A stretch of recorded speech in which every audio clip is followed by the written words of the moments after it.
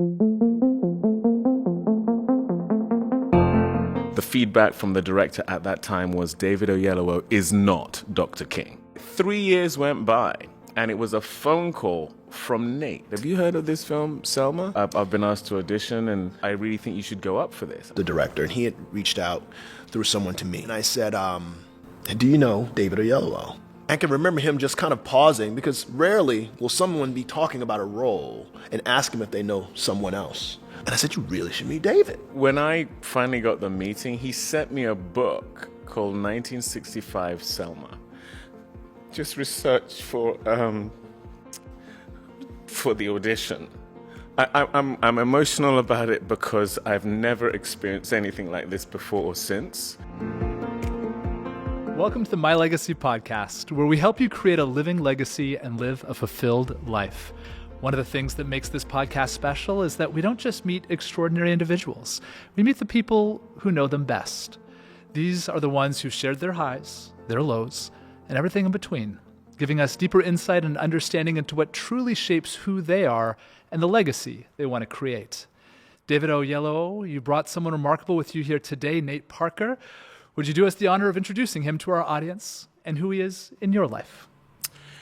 Yes, Nate is my best friend in the world. We met over a decade ago doing a film called Red Tails together, and I found in him a kindred spirit, not just as an actor and an artist, but also as an advocate for others, as someone who is deeply invested in community. I learnt the phrase, "we, not me," from him, and that's something he absolutely lives by. He has 5 kids, I have 4, so he's one of the few people I know who beats me.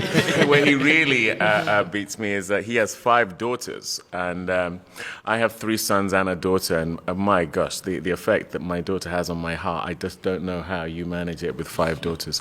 He's just someone I deeply admire, has been incredibly impactful in my life, and as I say, one of my favorite people on the planet.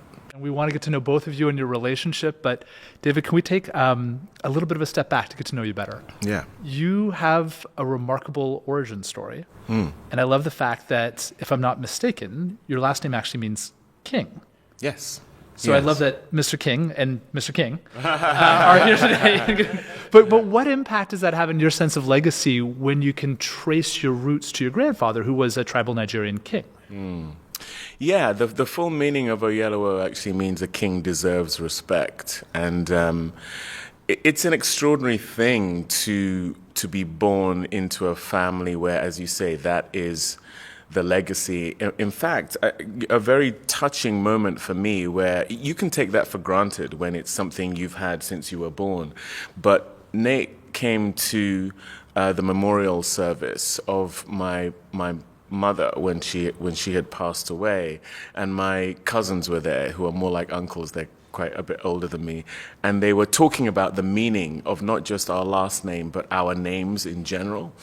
And Nate came up to me afterwards, very, very emotional, and saying, I really was impacted by what we as African Americans have lost in terms of our names, the fact that our names are not necessarily steeped in the history that, or the likes of the history to which you have. Our names are rooted in something more painful historically. Like I say, I take my name for granted, but there is something about the disposition you walk in knowing that your grandfather was a king, and I lived in Nigeria from the age of 6 to 13, and I lived in a society, in a culture, in a country where I was part of the majority, not the minority. Mm-hmm. And that had an enormous impact on me when I then returned to the UK age 13, and now living in America for the last 17 years, something that happened for me, which was a real blessing, between the age of 6 and 13 when I lived in Nigeria, what was eroded in me was a minority mentality. Mm-hmm. And that meant that no matter the environment I go in, I don't see myself as a minority, regardless of whether that is one of the definitions that is attributed to me. I walk in in the center of my own life, I apply that to the stories I want to tell and how I choose to live my life. And so that was really formative for me, not only my name, where I'm from, but having a time of living there and then being able to apply that, as I move forward in my life. Well, it's interesting because I can also see a connection with that and with Martin's father, because the name and taking the power back of your name, because most people don't know that Martin Luther King Jr. was born Michael King, and that his father, his grandfather, was so inspired by the German reformer Martin Luther that, well, I don't want to tell your story, honey. You're doing a good job. Can I keep that on loop? Yeah, my grandfather changed his name at about 30, maybe he was 35, and Dad was 6 or 7. So he came back from Germany after an experience and seeing the influence of Martin Luther.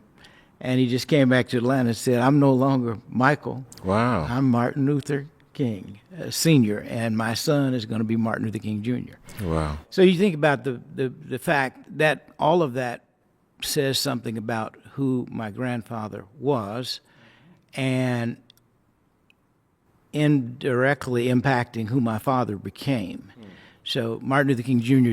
saw injustice like all of us did, but he saw his father stand up against a system that was unjust and say, we're not going to tolerate that. And so it prepared Dad for an existence to constantly challenge a system to become right. The system we all knew was wrong, but what do you do about it? You can choose, and I one specific example, going into a department store in the front door where everyone would come to buy shoes. And Dad took his sons in, and the clerk said, look, Reverend King, if you could come in the back, we'll be happy to serve you. My grandfather grabbed his sons, and he said, if we cannot buy shoes and come in and be treated with dignity and respect, we will not shop here, and I'm going to tell my 3,000 members not to come here. So Dad, seeing this at a young age, was one of the many examples that he saw that helped him ultimately become a change maker. And you have to understand, too, even more so like the power of the black church. So you were the minister of one of the largest congregations. You're not going to refer to me this way anymore. This is who I am. And all of you all must refer to me now as Martin Luther. And not only that, my son is now, can you imagine him going back to school and telling his teachers, I'm no longer Michael, I'm Martin Luther, just that power. And I'm also curious, what type of, if there are any childhood experiences from both of you all that have really impacted legacy and how you view legacy and what you all are sharing with your kids and how you've moved forward with that? Well, I'll say the thing that has been said here just now that it really comes home to me is you cannot be what you cannot see. And, for your grandfather to decide that I recognize my position in this community and I am going to redefine how I am seen based on the legacy of someone else who is more in line with the legacy I want to have. And then that goes on to be the legacy of your dad and then you. And then we all know what that has meant for the world, tied to Martin Luther, the original, who was the inspiration for the change of the name. I think that in and of itself really demonstrates not only the power of a name, but the power of intention. Mm-hmm. A lot has been done to try and break people by changing the definition of who they are, whether it be their name or racial epithets that are used, or just ways of recalibrating how they should see themselves.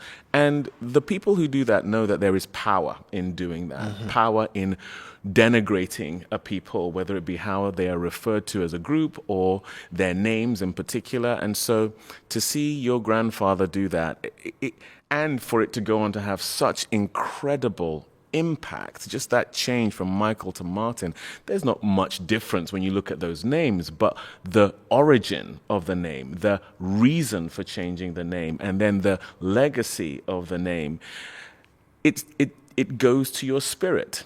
It goes to your mindset, and it gives you a fuel and an engine that drives you towards wanting to ascend to the power of that name. So that's why I talk about you cannot be what you cannot see. Once you've seen it, once you have been able to redefine the nature of what it is you are here to do.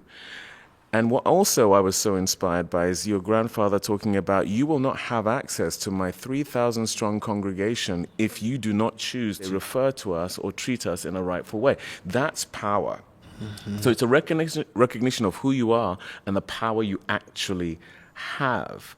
And the combination of those two things are incredibly impactful. And so to your question about a childhood memory, I go back to living in a country for a time where every opportunity on offer was mine for the taking, and how different that is than when you then are living in a country where, by definition, by example, in reality and by perception, that is not necessarily the case. And I call it the Sidney Poitier syndrome.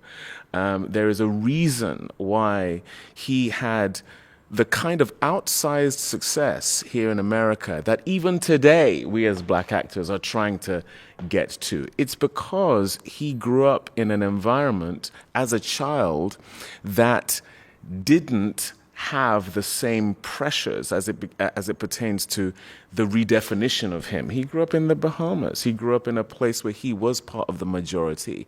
And so he also didn't have that minority mentality. So by the time he came to America and people were constantly trying to deny him opportunities, he sort of had an attitude of, I don't understand why you do that. I'm going to continue to walk in my truth. And that truth, there's a saying, people treat your home the way you treat it.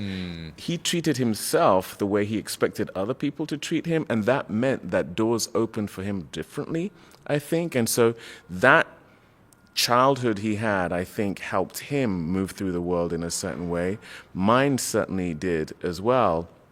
And so much of my friendship with Nate has been really looking at who we are as men, as black men, considering the platform we've been afforded. Not unlike your grandfather with that 3,000 congregation. We have an audience who are invested in the things we make.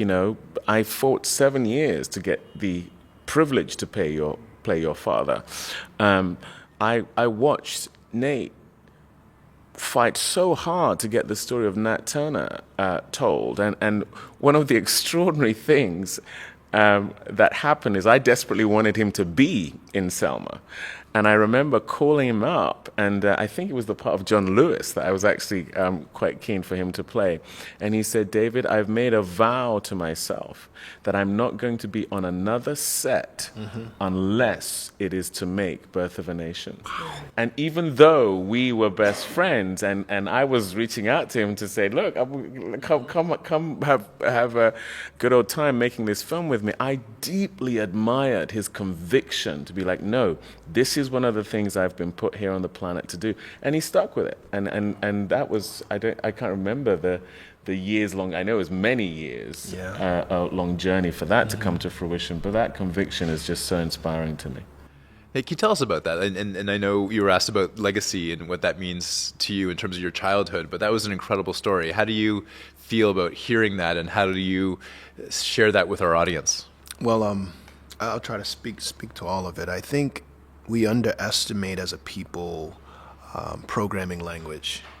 I have a computer technology background before I became an artist. A lot of people don't know that about me. But I remember having a professor, and he said, a program will only do what it's coded to do. No matter what you tell it to do, it will only do what the code says. So if a program didn't work and we came to, it's not working, you say, well, check the code. But it's right. Well, if it's right, then it will perform, it will execute. And if it doesn't, there's something in the code. So when we think about our behavior as a people, specifically people who are of the legacy of the enslaved in this country, so much, and this speaks to being brought up, I was born in Norfolk, Virginia. So much of what I desired to do with my life, what I wanted to do, how I deemed success as a man, as a black man, as someone who was, a part of my family name, very little of it, as I look now at 45 years old, was healthy. You know, where I come from, your goal is to get the money no matter what. Just don't be poor. Escape. You know, so when you have an entire community and their goals are set on escaping rather than renovating or changing or improving, then problems will follow. We're speaking from degradation. We're speaking from what we've been told about ourselves. But we're speaking from teachers who tell us. I remember a teacher sitting me down saying, "You're gifted. You can get out of here." Literally looking in my eyes, telling me I could escape from those around me if I just kept working hard enough.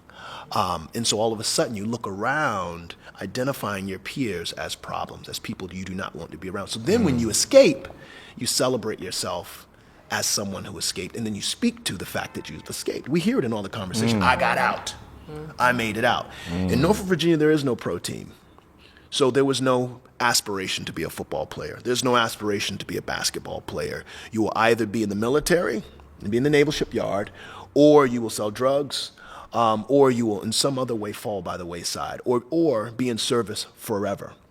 And so my upbringing was not so different than many that come from the South. So, and I say that as a contrast to being able to walk in the room and say, "This is my room." We would walk into the room and say, "If only I can get away from them, I may be able to shine in a way that I could have a success, where I could have a position in this country."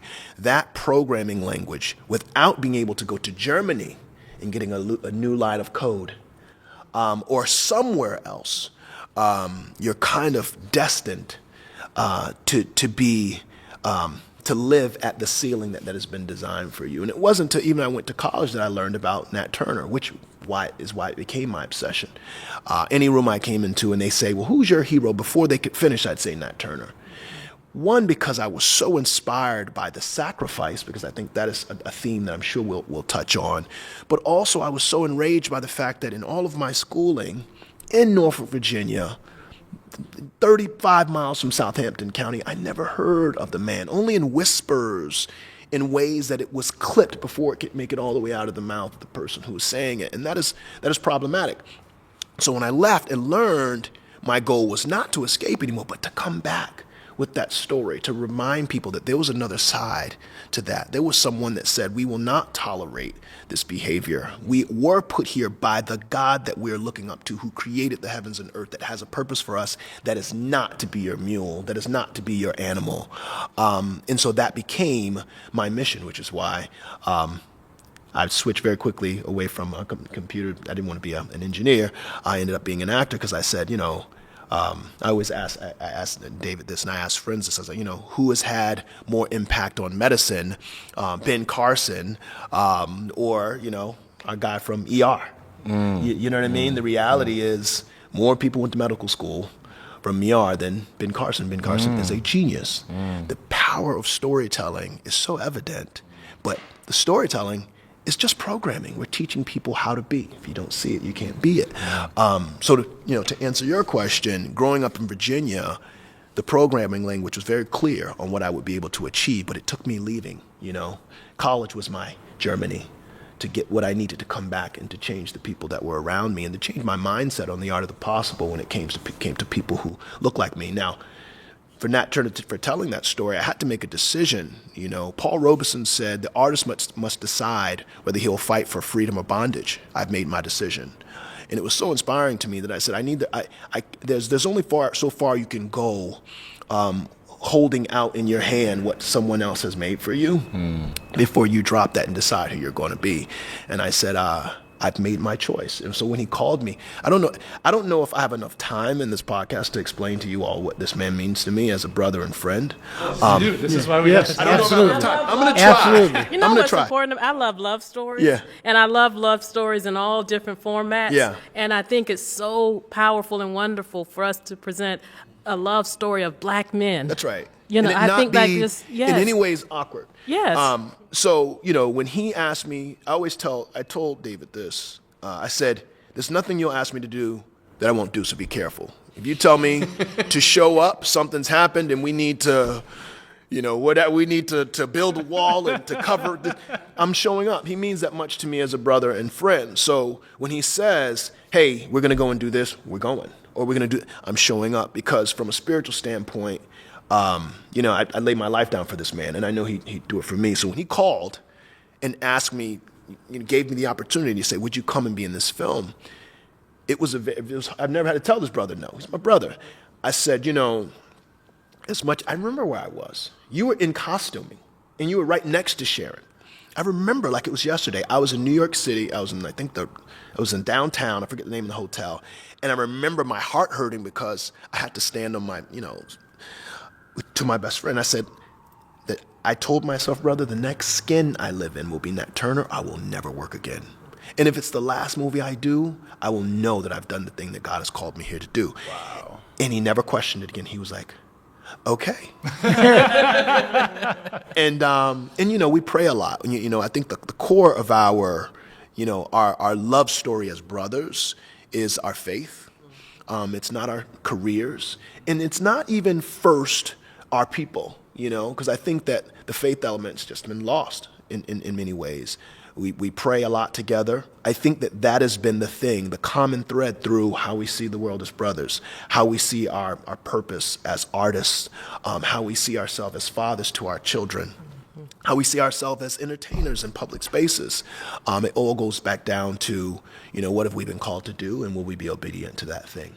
But the thing that also made it easier for me to accept the no from Nate is that, in 2007, not long after I had moved to the States, the script for Selma hit the doormat.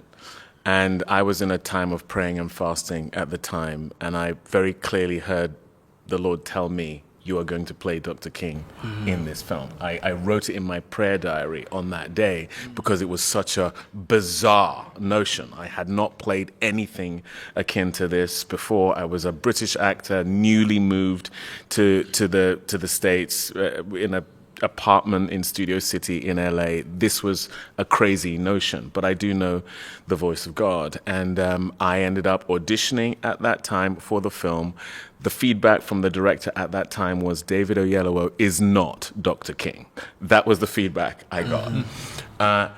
I thought, maybe I didn't hear God as I thought I did. So I let that slide. 3 years went by, and it was a phone call from Nate. He called me up and said, have you heard of this film, Selma? They're auditioning guys for it. I've been asked to audition, and he said, I really think you should go up for this. I was like, I know that film. And I don't even know if I said to you on the phone that God told me I was going to. You did. I'm gonna jump in and tell a part of the story as well. So, and I'd love for you, David, after to kind of come behind with kind of the crisis we're dealing with in our industry when it comes to there can only be one. Right. Because we've really bonded on this idea that what is for us is for us. So I was talking to the then who had the control of the rights, the director, and he had reached out through someone to me. And so we were in this back and forth about like the early stages of, the story and how this person wanted to tell the story. But I remembered that we, in our conversation it had come up, and I said, do you know David Oyelowo?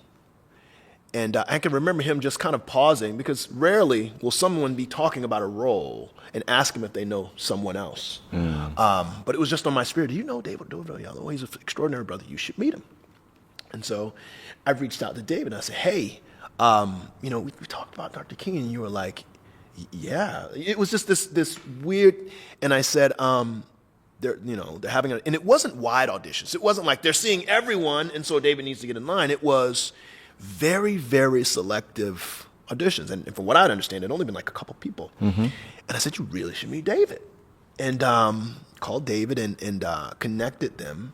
Wow. And I guess that you can speak on the story from Not then. only that, but when I finally got the meeting, he sent me a book called 1965 Selma.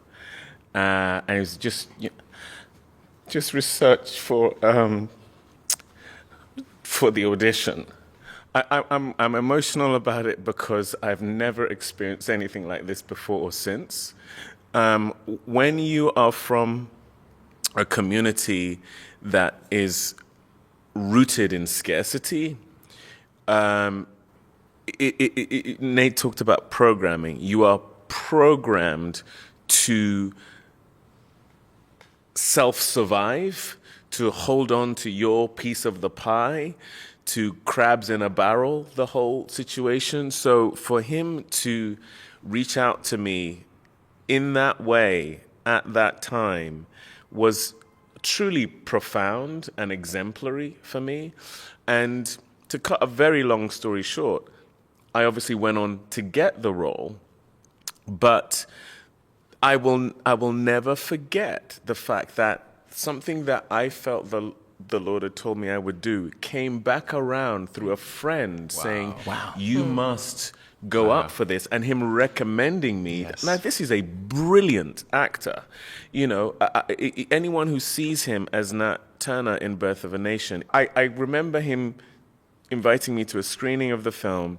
I saw the film and I had to go and see it again the very next day because I couldn't quite understand not only the profundity of what I had just seen, but how he had pulled it off. He had written it, he had produced it, he had directed it, and he was starring in it. And the performance in and of itself was that extraordinary, let alone all these other hats he was wearing doing it. So this isn't like a guy who's like, I don't think I could play Dr. King. You know, this is not that.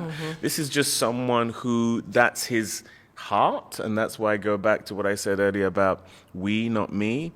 And so, you know, that was just such a profound moment that led on to what has been the profound moments in my career thus far. So when I called him and said, do you want to come be part of it? And he went, I have to go do this thing. I understood what that is because Selma was that for me. And I wanted to support him in that. I felt some kind of way for a second, but you know, considering what he had already done for me, I knew the spirit from which he was operating in, and that has been. I think great relationships, great love stories have these cornerstone moments, and that was just a massive cornerstone moment for us. Nate, in light of the fact that you've known David for over a decade, certainly as a friend and a creative partner, how do you see his upbringing influencing him? David very much recognizes he is a part of a tapestry or a blanket that only exists as a sum of its parts. If anyone has ever had the opportunity to see David in the presence of his mother or in the presence of his father, they will know exactly the type of stuff he's made of. The integrity, the love, the care, the compassion. He is, in my opinion, the definition of a man. From every example, for better and worse, that I've had as a measuring stick growing up in this skin.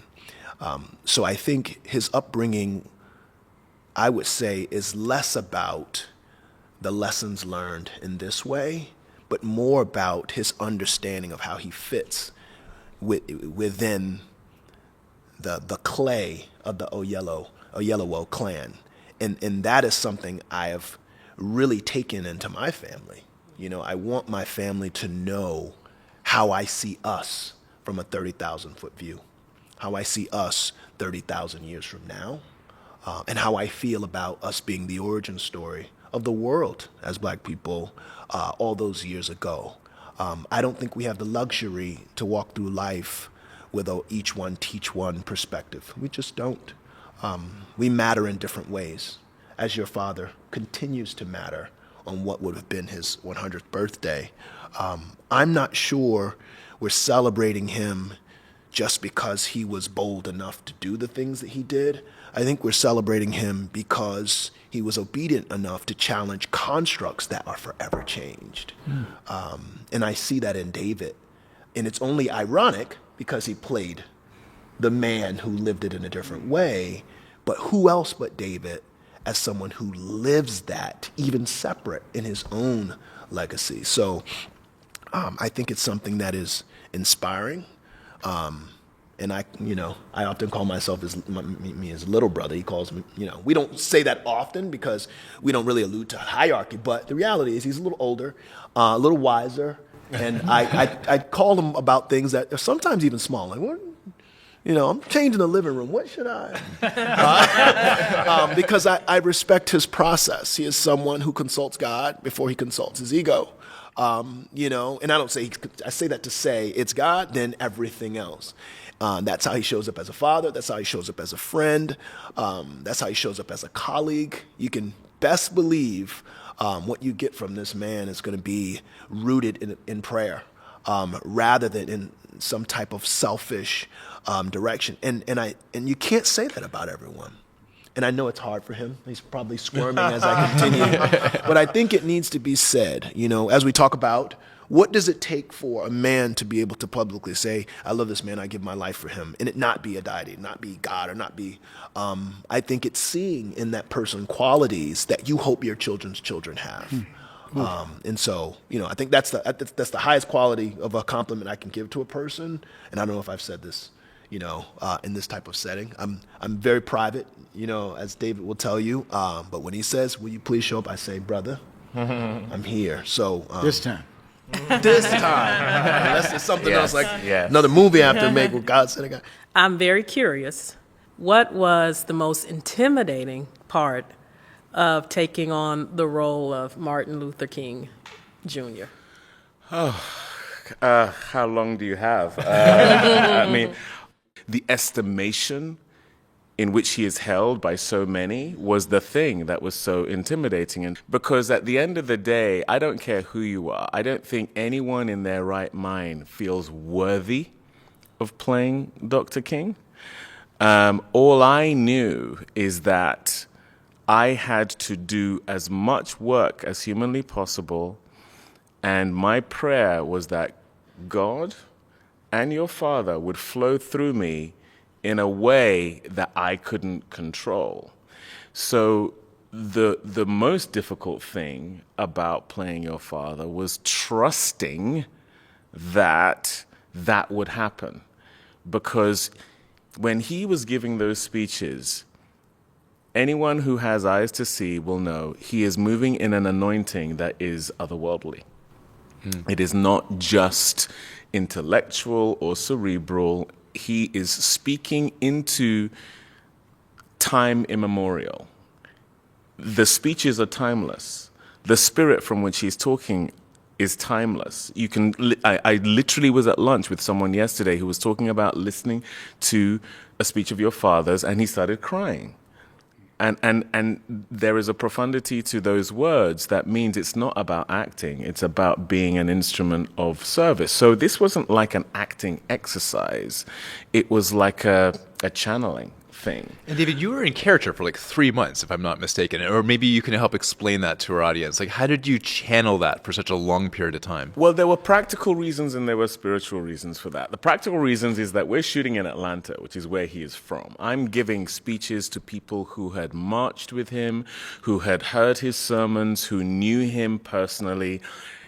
If I walked in with this accent saying, hello, I'm David, I'm going to be playing Dr. King. I mean, like, instantaneously, the confidence levels of everyone around us, it goes way down. So I felt I had to stay not only in the accent, but in the sort of hemisphere of him for the shoot.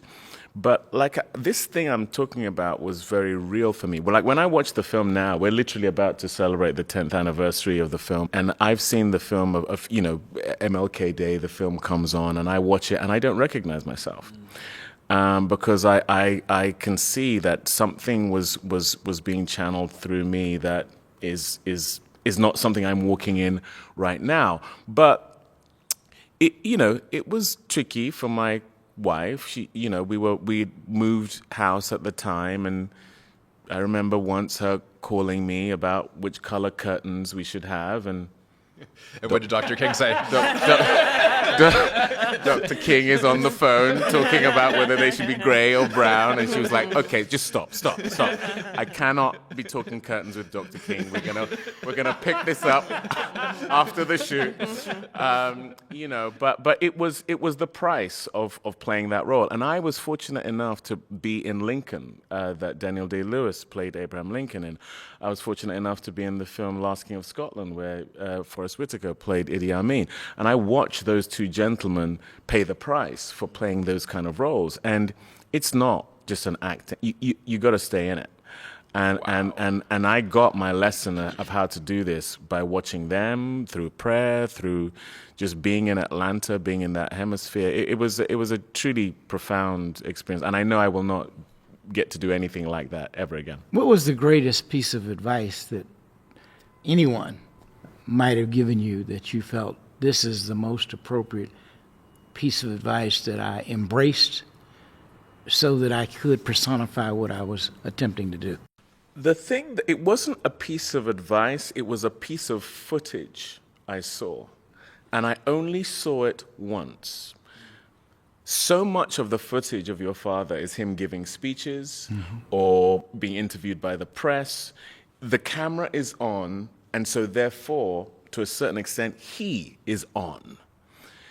There was one piece of footage, I only saw it once, and I could never find it again.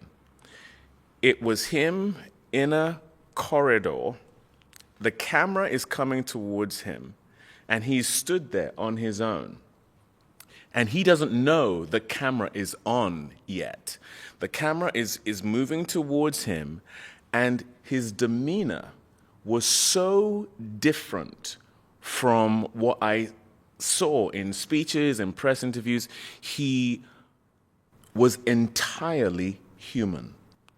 And I know that sounds like an odd thing to say, but he just seemed like a human being as opposed to an icon or a hero or all of those things that we have transposed onto him or that he stepped into when he was giving speeches or talking to the press or meeting people, whether it be the sanitary workers or whatever it was. And I saw a man who his head was down, he was being thoughtful, he was sort of swaying a little bit, the camera was moving towards him, and then suddenly a light came on in order for him to be more visible, and I saw him click into something in order to present something to the camera. And we all do that. We all do that. And in that moment, I got what I needed to be able to show the man behind the iconography, the man who was reluctant at times to lead, the man who, when I spoke to several people, the fact that you and your siblings and your mother's lives were at threat every single day of his service, those 13 years of his service, meant that when he was away from you guys, your lives were under threat. And he, as a father, had to carry that. So when the camera isn't on, that's what he's thinking about. The price on the ones I love the most is incredibly high. And so it wasn't a piece of advice, it was that piece of footage. Because at the end of the day, if I just was good at the speeches or good at what people had already seen, that's not revelatory of who he was. You have to be seeing something of the human being, otherwise go watch a documentary. And so that was a real gift to me, and it was literally a few seconds of footage I only saw once and never again. And I think that's the price which we don't talk about that often, that not only for Martin and his siblings and his mother, but even when I even think about to our daughter, right? Because our daughter is the only grandchild of Martin Luther King Jr. and Coretta Scott King. And, we grew up, when we grew up, there wasn't Grandparents' Day. Now when our children grow up, it's Grandparents' Day at school, and all the grandparents come out if you're, and the fact that her grandfather was never there. So even she understands the price that was paid. There is, when we go to the King Memorial, there's this nook. And when she was really little, she would always want to climb and sit on this nook. And I thought it was, oh, that's just a cute picture. But she said, she's like, this is the closest that I ever have to sit in my grandfather's lap. Oh my gosh. And it was at that moment, at 8, that I realized that even for her, that there was an aching, and that, the price that was paid, that even through generations, we still feel. And I'm really curious, though, because when you're playing someone like Martin Luther King Jr., and there are, there's, recordings and footage and video and speeches, you didn't have that with Nat Turner. So how did you conjure up without any of that and embody in such a significant and powerful way? It's a really great question. And you asked a question a little while ago that we didn't get to about faith. And it's not lost on me or you that we both happen to play men who are preachers. Nat Turner, in my opinion, was someone who was seeking to hold not just those around him accountable who were responsible for his circumstance, but God to his word that was written. And so I approached it from the standpoint of, if God's word is true, if we have been positioned here as those who are the image of God, then how are we being treated as chattel? What some of the things in the film that people don't recognize as often is, Nat Turner prayed for signs and saw signs. On record, he prayed. He said, if I am to stand against this, we were able to get a couple things happened from that film. We were able to get the Bible that he held in his hand and he kept in his pocket as he fought, put in the Smithsonian. We were able to get his only remains, his skull, which was sawed at the top with the inscription of the people who cut his head off because they wanted to examine his brain for the disease that made him rebel. It was sitting on a professor's bookshelf at a college that I'm not going to name. And we were able to work with National Geographic to get that back, get it to the family, and they were able to lay his remains to rest. So the approach, as you said, I didn't have anything other than, where he marked in the Bible in Revelation, cutting the head from the serpent, at some point, if God is who he says he is, and we are who we say we are, we need to move without fear. And that is the thing when we talk about the legacy of Dr. King, even in the space, as we're talking about that human moment, thinking about his family, he did it anyway. And that's the thing that I still grapple with. To walk into sure death, sure pain, to leave your grandchildren without a grandfather, to know that that will be your demise, and to do it anyway is something that all of us don't have in us. I'm an actor. I have 5 daughters. I'm not sure I'm walking out the door down there to the left if I know walking out there will separate me from my family while at the same time liberating people that I won't be here to see liberated. Call me selfish, but these men were really courageous. So I tried to take the approach of what the sacrifice in the name of God was, rather than the kind of the details and minutiae that I did not know. And I think that is the thing that guided me, and that was the thing that made it very difficult, on the days in between action and cut, was the stakes. I don't know if you want to speak to that, but there's the fear that you're all constantly beating back. If I do this wrong, then that is the thing that is studied forever. And also just the recognition. The thing I came away from playing your father was abject, indisputable recognition that I am not made of what he was made of. Yeah. To Nate's point, I don't know that I have 4 kids like he did. And I just, in fact, I'm not going to say I don't know. I know I am not made of the same stuff.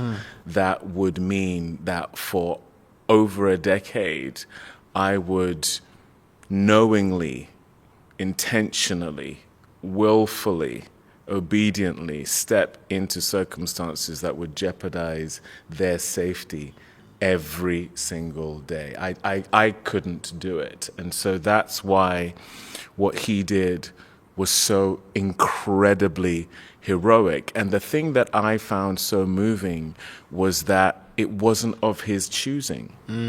He didn't run towards this. He had those dark nights of the soul of, why me?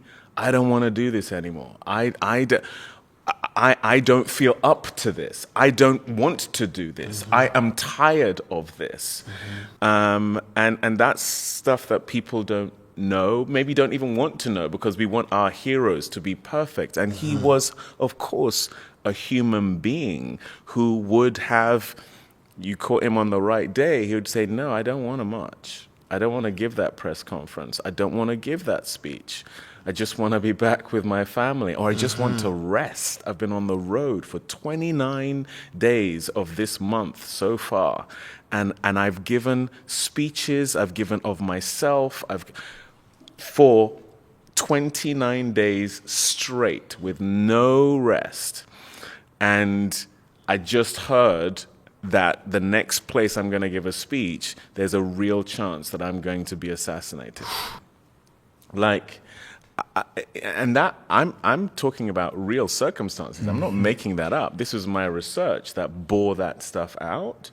So there is a sort of, these men we've been afforded the opportunity to play. I think that the reason why Nate fought as hard as he did to get the story told, the reason why I felt called to every single day, I had to do something to move the needle towards that film being made, because it was unacceptable to me that the only American, not African American, the only American to have a day named after them in the 20th century had not yet had a film made about them. Remember what I said earlier, when I first read the script of Selma in 2007, Lyndon Johnson was the protagonist. Dr. King was a supporting character, and that film went through, in the 7 years before we got it made. When I first read it, it was a white male director, then another white male director, then an African-American male director, then another African-American male director. Then it was Ava DuVernay who came along and finally truly recalibrated it to what it always needed to be, which was not only the man and the movement, but the women who also supported that movement. Want something done. Exactly. Give it to a woman. The first Black script, women. exactly. You The want first it? script I read, your mother was featured in 3 phone calls, none of which had Dr. King and your mother in the same room at the same time. By the time it was in Ava DuVernay's hands, you not only had a role that was worthy of a Carmen Ejogo who played your mother, but roles that were worthy of Oprah Winfrey, Niecy Nash, Tessa Thompson, Lorraine Toussaint. And that's to do with perspective. And that's the power of what we do. We can bring a perspective that flies in the face of the marginalization that has created the circumstances that caused challenge for the heroes that we are trying to platform. And even in those 7 years of me trying to get that film made alongside the folks at Plan B and Path A, there was resistance to it being told in the right way. The reason why it took 5 directors over those 7 years, all of who, to a certain degree, failed to get it made, is because of the notion black doesn't travel.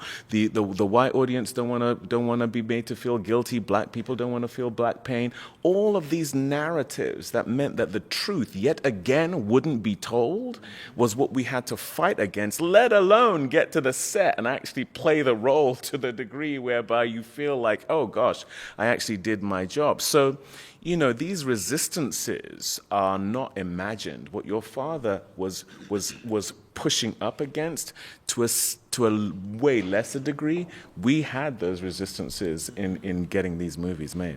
Now, the two of you have launched a new platform, Mansa, correct? Yeah. Yes. To continue to uplift the voices of Black and brown storytellers and stories. Can you just tell us a little bit about that? Yeah, I'm going to give it to David as I think it's a great transition from you talking about, the growth and transition of the script into the hands of the very capable and amazing Ava DuVernay, and why that's important to what we're doing with Mansa.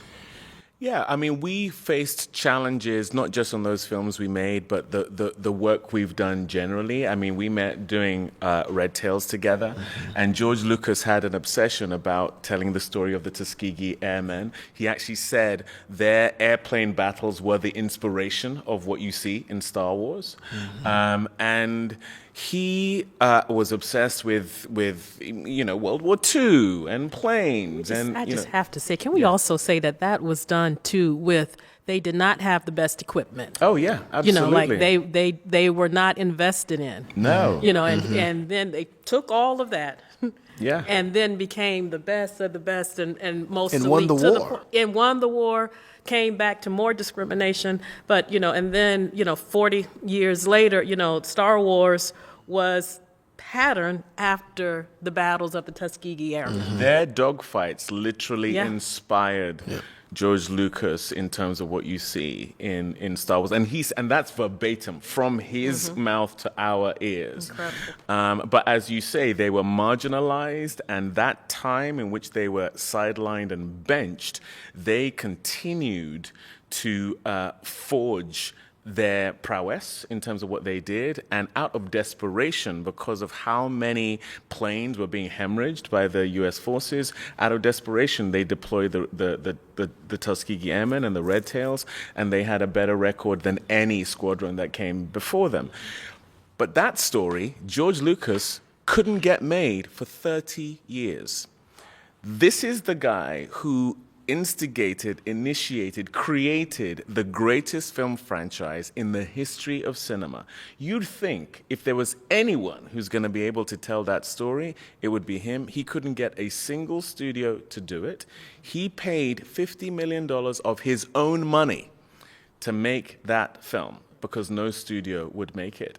And he said very explicitly to us, no one was going to make it with a group of black unknown actors, which it had to be because the Tuskegee Airmen were in their 20s. They were young men. So it can't be, as amazing as they are, it couldn't be Morgan Freeman and Denzel and, all the people who have had time to establish a name for themselves. So it had to be this group of young actors. And so he had to pay the money himself. So I say that all to say that that's the context in which Nate and I met. Someone like George Lucas advocating for us, giving us a platform to tell this kind of story. And even when the film was made, he still couldn't get a studio to distribute it. So he had to go to the studio that did distribute it, essentially use their mechanism to do him a favor to distribute the movie. Now, the amount of people who come up to me about that film since it came out and to say it's their favorite film, or that it was the first time they knew about the Tuskegee Airmen, all of that stuff. So cut to, over a decade later, we are byproducts of that man's advocacy for us. And so we have seen that it can't, the thing that we don't have is pipes. We make great product, we make great projects, but what we have never had is the means to disseminate it. The thing that was genius about your father with Selma is he knew that it wasn't just about a march, it wasn't just about a speech, it was about the cameras. The cameras need to be there to capture the truth of what was happening. And on the night where John Lewis was being beaten over the head in Selma, a live broadcast was disrupted, and all of America saw what looked like, as they termed it, a war zone in a foreign country. And then all of a sudden they found out that was here in America, and it changed the narrative. What we have never had is the means to direct the eyeballs to the things that we create. And so Mansa is a byproduct of a technical revolution, which is that we didn't have to build a brick and mortar studio. We raised enough money to be able to create a digital one. That means we now have over 500,000 subscribers to our platform, which is going to grow, which is going to become global. And we now have a place for marginalized groups whose work is traditionally undervalued to meet their audience in a way that isn't being funneled through the eyeballs of people who traditionally deem that work and those people to be lesser than. Yeah, there's often said content is king, but what we've learned is distribution is king and kingmaker. You can make anything you want to make, but if you have to then go and take it to the very people who told you you are not good enough, it is not good enough, the story is not important enough, the chances are it is not going to find the audience it was intended for. So in building this platform, Mansa is an advertising-supported streaming platform that brings the best of Black culture to a global audience. So we recognize if we're writers, David is a writer, director, producer, actor, catering person if he has to be, whatever is necessary to get it done. But once that thing is made, he made an extraordinary film called The Waterman and was in a situation where, and I've seen the film, if you haven't seen it, please see the film. I mean, the critics loved it. It was called Spielbergian, and all of a sudden it was, well, there are all these reasons why it might not be able to find an audience until you see the data, and it was one of the most distributed, watched films globally. Yeah. Yet we had no control over getting this cup to the people that want to drink from it. So in building Mansa, it's about saying, in the same way that there is a Tubi, in the same way that there's a Pluto, in the same way that there's a Netflix, we need to control the pipes that control the content we create. When I say we, I mean anyone that understands the importance of Black culture, because Black culture drives world culture, and being able to control how that gets to the hearts and the minds of the people it needs to impact. So if someone wanted to make a documentary about your life, or your relationship, or your granddaughter, because I'm still seeing her in that nook. That's important to my daughters, to know the importance that she saw. I want to be close to my grandfather who I'll never get to meet. If my 8-year-old could hear that, I know her heart, she'd be impacted by it. We could say, okay, or a podcast where we can say, we can get this podcast to the hearts and minds of the people that need to see it without having to beg anyone that is opposed to the idea of us reaching the people that are for us. We don't have to ask permission. We can take it directly to their eyeballs. So that was what Mansa is about. It's a streaming platform. You can download it now on iOS, Roku, wherever. But the future is about access to the people who are looking for you. And so all of the content creators, all the people, because sometimes the new social justice leaders, a lot of them are content creators. You know, a lot of them didn't come up in the church. And they have different ways of interacting with millions of people who follow them. So to give them a platform where they can have a constant flow, distributing their ideas in ways that enhance the lives of us, our children, and our children's children is the focus of our platform and why we created it.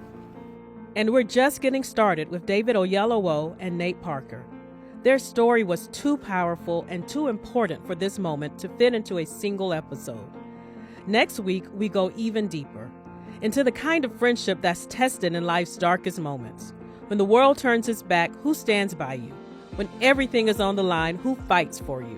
When he talks about us having prayed together, we have snotty, dribbling, screaming, wailing prayed together over this stuff because it was hard. Trust me, you don't want to miss part 2 next week. Thank you for joining us. We are so grateful to have you as part of this journey. If you enjoyed today's conversation, subscribe and share the podcast with friends, family, and loved ones, and follow us on social media at My Legacy Movement. You can also subscribe to our YouTube channel at My Legacy Movement. Produced by Legacy Plus Studio in partnership with iHeartRadio. Creator and executive producer Suzanne Hayward. Co-executive producer Lisa Lyle. My Legacy Podcast is available on the iHeartRadio app or wherever you get your podcasts. Until next time, may you find connection and inspiration to live your most fulfilled life.